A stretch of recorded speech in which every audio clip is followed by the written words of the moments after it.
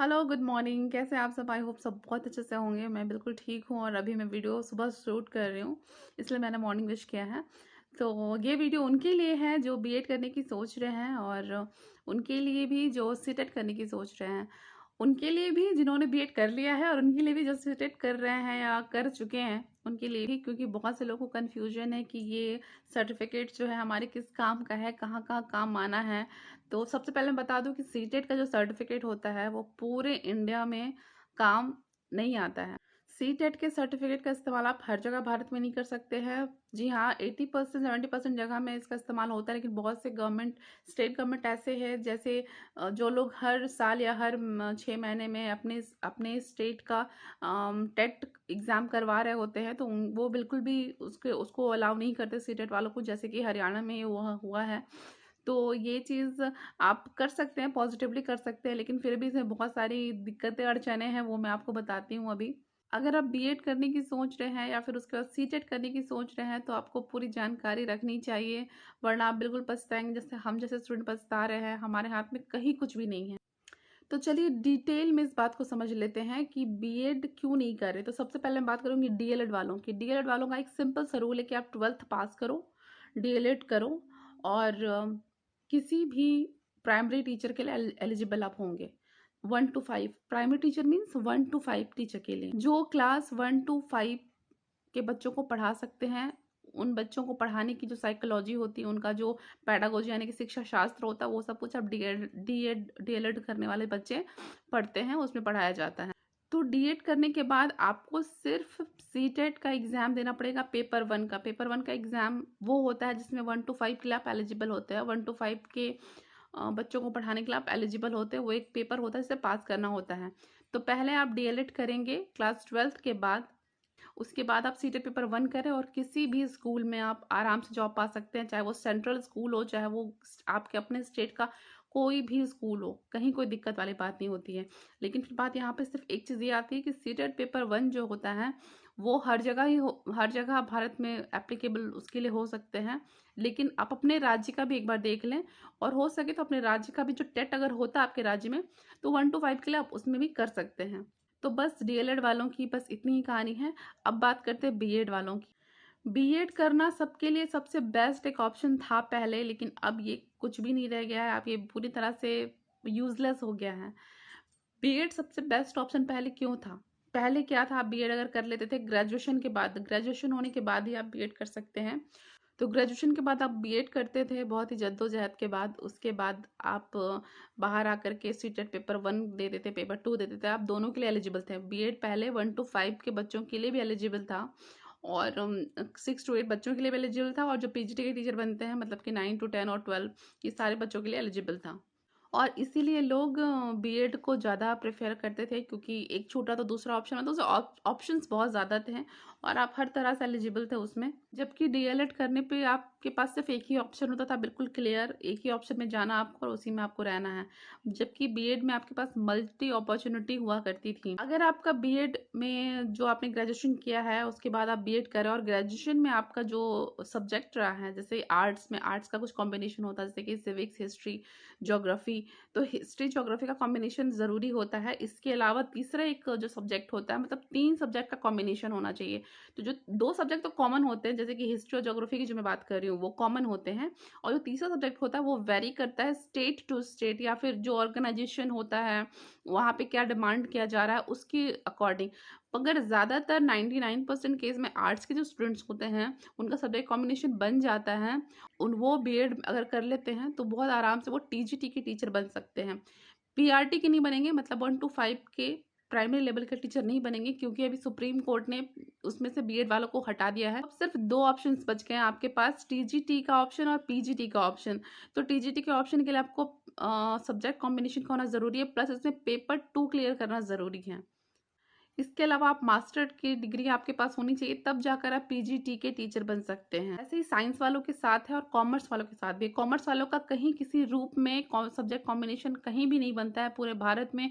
किसी भी करिकुलम से आपने की हो पढ़ाई, कोई भी किसी भी तरह कॉम्बिनेशन नहीं बनता। तो उनके लिए सिर्फ और सिर्फ एक ऑप्शन हुआ करता था, जो था प्राइमरी का, जो कि सीटेट पेपर 1 वो क्लियर करते हैं, तो उनका ये ऑप्शन बन जाता था। साइंस वालों के साथ क्या है कि उनका भी सब्जेक्ट कॉम्बिनेशन बनेगा जैसे कि आर्ट्स वालों के साथ है, तो वो देखना पड़ता है, चेक करना पड़ता है।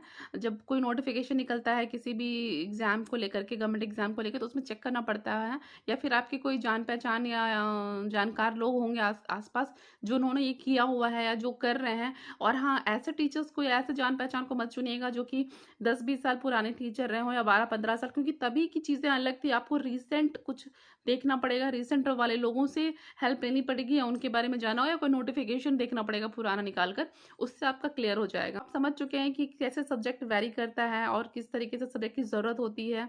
तो आर्ट्स वालों को चाहिए होता है सब्जेक्ट कॉम्बिनेशन, कॉमर्स वालों को की तो कहीं कोई जगह ही नहीं रहती है। और साइंस में भी सब्जेक्ट कॉम्बिनेशन बनता है, लेकिन वो भी चेक करना पड़ता है। इतने सारे करिकुलम को लेकर के मतलब बिल्कुल खिचड़ी बना हुआ है भारत में एजुकेशन सिस्टम को लेकर के। तो लोग कभी इधर प्रेफर करते हैं, कभी उसको रिकमेंड करते हैं, कभी कुछ करते हैं, क्योंकि हर जगह उसकी अपनी मान्यता भी होती है। लेकिन हम एक नेशनल लेवल पे जब जाते हैं तो पता चलता है कि यहाँ पे वो काम का ही नहीं, फिर पता चलता है वहाँ वो काम का नहीं है। तो वन एजुकेशन वन नेशन वाली बात नहीं है, ये होनी चाहिए। वन एजुकेशन वन नेशन बहुत ज़रूरी है, वरना आप तो बस एक अपने ही क्षेत्र में सीमित होकर रह जाएंगे ना। आप अपने आप को एक्सप्लोर नहीं कर पाएंगे, आप अपने लाइफ को एक्सप्लोर नहीं कर पाएंगे। जैसे कुआं का मेंढक होता है ना, कि बस उसको पूरी दुनिया वही कुआं ही दिखती है, तो वो नहीं करना है, हमें तो समंदर चाहिए। तो किसी कमेंट में मुझे ये भी पूछा गया था कि आप क्या चेंज करवा सकते हैं सब्जेक्ट। बिल्कुल करवा सकते हैं। अगर आप फर्स्ट ईयर में हैं, ग्रेजुएशन के फर्स्ट ईयर में हैं, तो आपका सब्जेक्ट चेंज हो जाएगा। सेकंड ईयर में भी चेंज हो जाता है, लेकिन आप ये सोचें कि फाइनल ईयर में जाकर चेंज करें। तो पता नहीं किसी यूनिवर्सिटी में शायद होता भी हो, लेकिन मेरे ख्याल से वो करना बिल्कुल ठीक नहीं है, क्योंकि हर जगह कम से कम 2 साल का आपसे सब्जेक्ट कॉम्बिनेशन जरूर मांगा जाएगा। 2 साल एटलीस्ट आपने किया हुआ हो, तो फाइनल ईयर में तो आप सिर्फ 1 साल के ही रह जाएंगे। आपके पास सिर्फ 1 साल ही रह जाएगा, तो फिर वो कैसे संभव है। तो अच्छा होगा कि सोच समझ करके फर्स्ट ईयर में या फिर सेकंड ईयर में ही अपना सब्जेक्ट को चेंज कर सकते हैं। अब यहाँ पे सरकार का खेल देखिए क्या हुआ है कि 2012 में या उससे पहले चीज़ें कुछ अलग थी। ये एनसीटी नहीं आया हुआ था, 2 साल का बीएड कोर्स नहीं था, और सब लोग बीएड की तरफ रुख कर रहे थे, क्योंकि बीजेपी सरकार जो थी, मतलब 2012 के पहले कांग्रेस सरकार थी, बट उस टाइम में जो विपक्ष में थी बीजेपी सरकार, उन्होंने ये प्रॉमिस किया था, उन्होंने ये कहा था कि हम प्राइमरी वालों को अलाउड करा देंगे। ठीक है, वो लोग अलाउ मत सॉरी बीएड वालों को प्राइमरी में हम अलाउड करा देंगे। पहले बीएड अलाउड नहीं था इसमें, तो हम इसे अलाउड करा देंगे। अब सब लोग तो खुश हो गए हैं कि चलो, हमारे हर कोई चाहता है कि ऑप्शन आपके पास ज़्यादा हो। और इस तर्क के साथ वो तर्क के साथ ये चीज़ें होती रही हैं। और कहीं न कहीं दोष बहुत लोगों का, सरकार का भी दोष है, सीटेट का भी दोष है, और अब बीएड जहाँ पे होता आ रहा है, और आज के डेट में तो दोष तो यहाँ सबका है। सरकार, सबसे पहले तो सरकार का दोष है। सरकार अपने चक्कर में कितने सारे स्टूडेंट्स के साथ खिलवाड़ की है। आई होप सारी बातें आपको क्लियर हो गई होंगी, और इस चीज़ को आप समझिए कि किस तरह से आप सरकार के जाल में फंसाए गए। सरकार अपने हित के लिए किस तरह से स्टूडेंट्स के साथ खेल रही है, और खेल चुकी है कह सकते हैं। तो आप क्या कर सकते हैं? आप कुछ भी नहीं कर सकते हैं। जिनके साथ ये प्रॉब्लम है, जो मैंने बताया, जो भी चीज़ें मैंने बताई, अगर ये सारी चीज़ें, सारे पॉइंट्स आप पे फिट नहीं हो रही हैं, तो ये प्रॉब्लम्स आपके साथ आएंगी, और फिर आपका बीएड बेकार हो जाएगा, आपका सीटेट किया हुआ बेकार हो जाएगा, जैसे कि जो मेरे साथ हुआ है।